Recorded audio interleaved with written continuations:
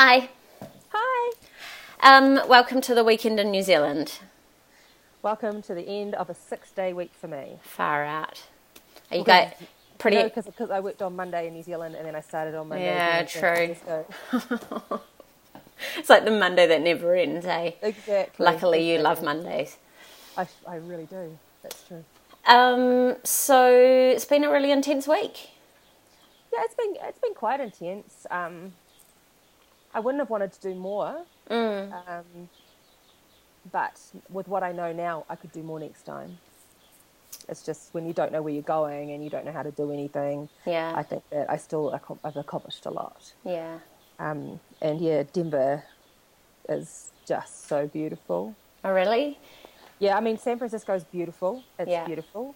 But Denver I've actually felt a bigger shock going from San Francisco to Denver than from Auckland to San Francisco. San Francisco feels like New Zealand, I think. It looks like a big Wellington, like I with the quite feel like harbour it's there Sydney. and oh yeah. Yeah, I mean, it's pretty Sydney with the giant bridge. And But diversity. It's yeah. just everyone looks different. It's really diverse. There's just all sorts of different people there. And I felt really comfortable with that. But here, I'm not saying everyone looks the same. I'm just saying, oh my God, mountains, Yeah. clean. Everything is clean. The sidewalk is clean. The buildings are clean. There's no graffiti. Nice. It's just the air. It's just so. I mean, there's no ocean, but it's a noticeably different place. Yeah. Yeah. Oh, that sounds quite cool. I'm looking forward to Cool. checking it out sometime Yeah. this year. Yeah. Yeah. So who'd you meet today? Have you met with anyone? Or you only flew in? I flew in Kind last of, night. yeah. No, I've been here. I've met with three You've people met with today. three people today. businesses. So who'd you have meetings with? I met with a guy from a company called Loxo, which is a CRM/ATS specifically for recruitment agencies. I met with Built In today. So Oh, cool. I don't know if it was the lady you dealt with. She said that you dealt with somebody else. Right. But it was her, and that was great. And that was at Galvanize. So I've been to Galvanize in San Fran. I've been to Galvanize here. Great. And then I met with a lady who was referred to me again by NZTE, by Claudia Batten, and her name is Lizelle, and she has a company called Effectively. Ah, awesome. And Effectively is similar to what Weirdly does, or certainly focusing on the similar area being culture fit, Yeah, cool. those other things. And so that was really great. All three of them were really good. Yeah. Really different communication style here. Oh, really? Yeah, a lot more direct and honest, and they feel very comfortable giving you feedback. That's really interesting because you hear that a lot, and I certainly found it myself between New York and California, both San Fran and LA. There was a really distinct difference between people being really direct and kind of brutally but helpfully honest in New York, and then just overwhelmingly positive about everything in California. And it was weird. I mean, it feels really nice to get positive affirmation constantly, but sometimes it sort of makes you second guess everything that you're saying. It does. It was really interesting. The first guy I met with from Loxo, he said that to me too. He said, "There's I can't remember what he called it, like the grid. You get grinned or something. They've got a term for it where you go to San Francisco or California and everyone's going to tell you good things about what you say, out of politeness." And because they also are very, one good thing is they're very conscious that when you're talking to them, that what they're understanding is only a high level. And if someone really interested and they want to be able to give harder feedback, then they'll drill down. But if they don't drill down, then they kind of understand what you're doing and they think that's nice. Yeah, right. The reason why I don't feel terrible about that, so I don't want to go, oh, my whole trip to San Francisco was no good because everyone was really happy about it, which means that they're not telling the truth, was that I saw action. So thankfully I can say, well, these two companies said, that's really nice, Weirdly, and now here's the next steps for you to engage with us. Yeah. If I hadn't had any of those, then I might be thinking differently. Yeah. So that's what I got. So the guy came at this first guy, I'll just talk about him specifically. He came to the meeting. He's in a company that is 3 years old, 100% bootstrapped. They have nearly 300 customers. And he just immediately went, right. So he just immediately said, I know people have tried to do this before and they've failed. Why are you not going to fail? And Awesome. What an awesome question to get. I know. And then what about, I think they've kind of got it, but this is the real problem. You need to solve that problem and you're not, which is actually talent communities, but he didn't call it that. But he said, how are you engaging with passive candidates so that when people need them, they're already there? Yeah, So great. we talked about, so he got to that point without having spoken to me. He'd already prepared those questions when he first met with me. Yeah. And so he saw me at 12:15. He emailed me at 10:15, and he'd just got up after doing an all-nighter till 6 a.m. Wow. working. Wow. Yeah. Yeah. And so he still was so committed to come and see me, so that was great. Yeah, that's awesome. It's really gratifying when you've flown all the way and so they're still prepared to come and kind of put themselves out to see you, eh? Yeah. So, and NZTE, again, making good connections in Denver as well as San Fran. Are you getting a lot of meetings set up with their help there, or are they kind of more useful on the California and New York side? Well, Claudia used to live here, Right. so she has got me 2 meetings. Yeah. The sort of angle we've been taking is I want to know what the market is like here. Yeah. And then I did get a bit deeper and say, I want to understand the recruitment landscape here. So we sort of got that angle and also around what's a good entry to market for us. Mm-hmm. And I gave her that information and then she just took my intro and then sent it on to people. Yeah. And that's gone really well. And the person that I saw today that she recommended was just a hugely relevant because she's got a business that's similar to ours, so she already understands it. She's fiercely, like deeply embedded in the startup culture here. She's been here 20 years. She's involved in Startup Denver. She started a Women Who Startup group.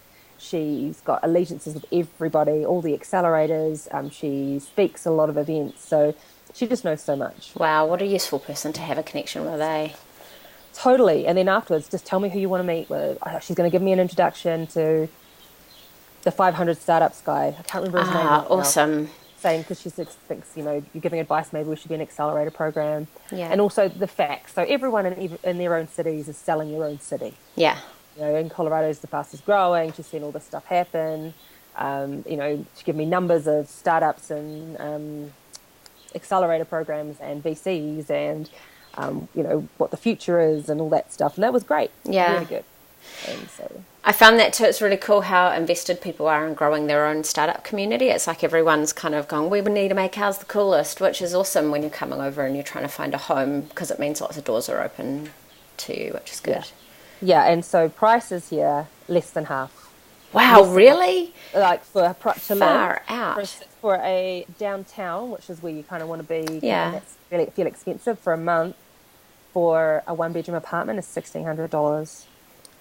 Man, that's pretty good, eh? Compared to Well, San Fran when you're buying a bunk bed for that much. Yeah, so in San Fran the equivalent is between $4,000 and $5,000 for a 1-bedroom, and so here it's less than half. Yeah, that's something we'll have to think about, eh? Because it's going to be a really real factor for us in choosing where our base is going to be. Do you know what? I've even got a thing to test it with. I've been buying these little bars, little chair bars. Yeah. And they were 99 cents here in San Francisco. I think they were $2. So it's like those. With me everywhere around the country and just say, how much is this? Because that's my price point. It's like when you're seeing those GDP comparisons and they just price Big Macs around the world. Yeah. Awesome. Yeah, exactly. You have to have your thing, and because I'm all like healthy at the moment, so yeah. Awesome. What was the hardest thing about today? Oh, the 6-day week thing, which I mentioned earlier. And it's not far out, I can work all the time, but it's 6 days so even the Monday when I was in New Zealand, it was a really intense day. Yeah. We had some big meetings. I had a board meeting and we met with the potential guy for our board, and I was trying to smash as much stuff out as I could. And then I've just had, without stopping, intense days in foreign countries, changing time zones, and a minimum of 3 meetings a day. And so I'm an extrovert, so communicating with people all the time is good, but 6 days without actually having a chance to just stop and just get through normal work was been really hard. And having to go, weirdly, woo, which I love, but I've done that. So what have I done? 5, 3, 15 not quite 15, probably more like 13 or 14 meetings to foreigners in New Zealand. Yeah. Sorry, in States. And having to sort of, manipulate things a bit so they understand, adapt my language, because they say words here. So that's been quite tough. Yeah. So it's the time difference is a real benefit because you get to do a day in New Zealand first and still start the week here, but it means a long time. Yeah. You kind of have to be hyper conscious the whole time, because you're constantly kind of watching yourself and checking, is my body language appropriate for how people communicate here, and do they understand? Am I talking too fast? That hasn't been a problem. I thought it was, but me imitating their accents, that's been a problem. Oh, yeah. They say, and that's what they do. They go, oh, yeah, and I'm like, oh, yeah. And I hear myself do it, and I'm like, do they notice? So funny. It is. So that's pretty hard out. Like, how are you feeling about the prospect at the moment? Because we're facing down, like, you doing this over and over and over again for the foreseeable future. And, like, sometimes you'll have one of us with you, and there might even be times that one of us does it instead of you, but it's pretty intense. It's okay. I think that what I've already learned straight away is if we stay on this coast, that I can just do 1 week. Yeah. And I could do I could do some trips. 2 weeks is, I reckon 2 weeks is nearly too long for this one. Right. But I am going to have a huge amount of knowledge. I think that if there's a conference and purposes to come over, then 2 weeks makes sense. Yeah. But if you're just coming over for visits only and meetings only, I think you can do it for a week, every 3 to 6, no, maybe 3 to 5 weeks. And I'm committed to doing that for a year.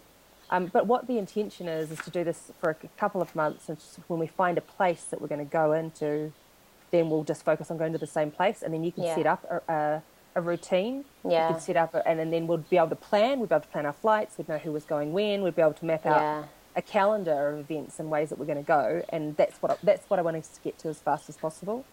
Because then we can work things around, raises and stuff like that as well, because then we don't have kind of that hard thing where you're kind of doing sales and channel partnerships, and we're here kind of doing the same thing here, and then we're building products, so we're making big road mapping decisions, and then we're also gearing up for raises, and so we're building lots of documentation and stuff, and that's really hard without really knowing exactly when dates are going to fall. So it'll be really good when we have somewhere settled and we can plan. I definitely feel a sense of urgency to get that done more than when I left, than before I left. Yeah, I definitely do. And one thing from a raising perspective, although that raising in the States isn't soon for us, it might be in next year, it might not. It's everyone bar one person, including here, said is going to have to be in San Francisco. Yeah, I've heard that a lot too. I asked about here, but they support their local businesses first. Yeah. Okay, that's good to know. It's not impossible. It's just going to be harder. If you go to San Fran, apparently it's much easier. Been hearing quite a bit as well from people that you can raise in San Fran and move somewhere else in the States reasonably easy. It's not like you're stuck sitting in San Francisco if there's a better home for you than that. No, absolutely. And also they want their money to go further. If you're thinking of, someone, what's really interesting again about this guy I spoke with at Loxo today, he said, he's like, when I hear people raising that kind of money and they're based in San Francisco, if there's $20 million, that'll be gone in 18 months. Yeah. Gone. Just the cost of everything there is just so intense. People, rent, all of that. Yeah. Marketing costs are really high in San Francisco. Oh, PR agencies are crazy money. Yeah. But then one thing I noticed about the difference between there and here is this doesn't feel as urgent over here in Denver. And it's nice, but I just wonder, I just need to see a little bit more, and I'll see in the next few days around just a bit of more of there's a real buzz in San Francisco everywhere, just everywhere. And here it just feels like lifestyle is really important, and I think for us, we might need a little bit more of a... Yeah. Especially because our pendulum already sits here. New Zealand lifestyle is really important above everything else, and so we don't, that's not going to be our problem. Yeah. No, and look, it's not, I don't know, it's been one day. It just feels different. Yeah. So. What was the hardest thing about today? Or did we already do that? No, we did that. What did you... Oh, that's right. What was your big thing that you learned, other than we talked about raising and kind of pace being different there, but anything else, any little things? That I think I touched on it, but not in answer to the question, but just that I've realised that the best conversations that I've had are the ones where someone has challenged what we do. Yeah.